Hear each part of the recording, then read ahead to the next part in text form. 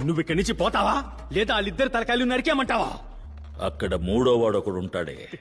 ఎవడు? నీ మనవడా? ఏయ్, ఆన్ని కలిపి నరికేయండ్రా. అన్నా, ఎవరో తలుపు తెరుస్తున్న శబ్దం వినిపిస్తోంది.